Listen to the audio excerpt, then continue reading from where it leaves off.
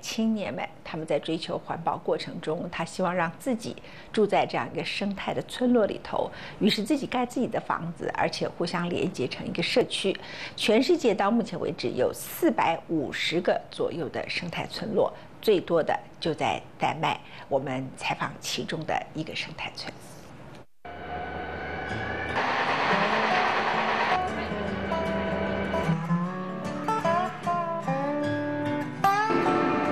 坐上火车，远离尘嚣，我们来到了丹麦第一大岛西兰岛内陆一个名叫林斯泰的小城。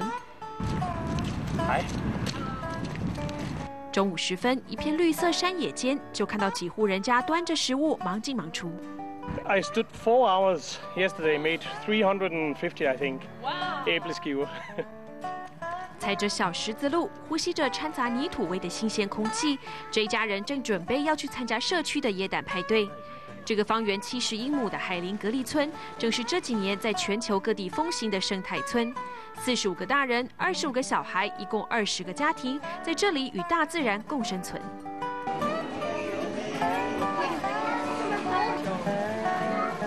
Families who wanted to live closer to nature. We wanted to be out in the countryside, but still we wanted to have a social life. So instead of living alone in your house, far away from towns and alone, we wanted to live together. So there was both a social aspect, and then we also wanted to build some nice organic houses. 这个小聚落从一开始的10个家庭茁壮到现在的20户人家，透过生态村网络或亲朋好友介绍，到这里寻找世外桃源。大家共同出钱买地，然后徒手盖房。这里每栋房子都长得不一样，有人一盖就是1整年，有外形像足球的住家，也有人用蚌壳装饰屋顶，甚至有几栋还在盖。建材多取自当地，讲究环保有机，要遵循大自然法则，贴近这块土地。I fire it up once every day. I fired this up every morning, and you can try to feel here. This is like 3 hours since I heated it up.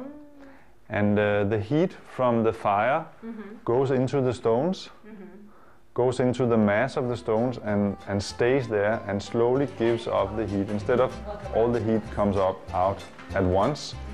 北欧必备的暖气系统在这里就靠这座炉子，不像现代的金属暖炉，快热快冷。这个用粘土制造的芬兰式大火炉，烧上1个多小时就可以提供1整天屋内所需的暖气。上方的小炉灶还可以当烤箱烹调食物，炉灶周围则埋着管线供热水，而用石头泥土砌的墙则让室内维持一定的湿度，两相结合，解决了现代暖气干燥的缺点。到了夏天不需要暖气，则靠屋顶上一片太阳能板就能供应足够的热水。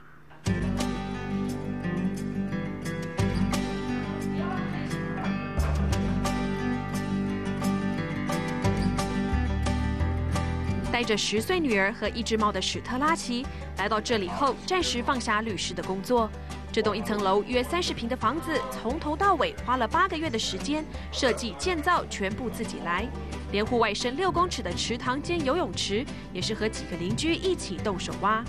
在这里还有个真正的开心农场，几户人家一起养牛、养马、种菜，用有序有机农法丰富餐桌上的料理。而农场上的有机肥料竟然也成为房屋的建材。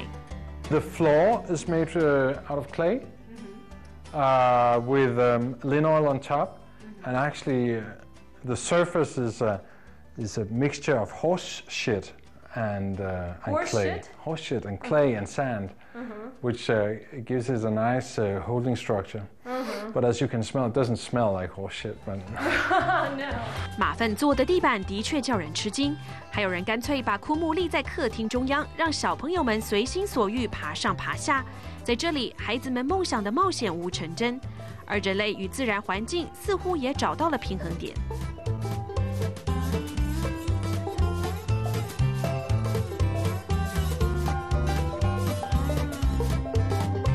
Our idea with life is to try to live in, as much as possible, to live in harmony with nature.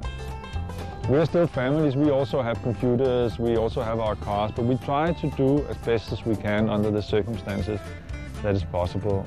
We are not neglecting all kind of modern life here, but we are trying to do it, trying to be as soft on nature as possible, trying to be aware of what we do, not to pollute as much as possible.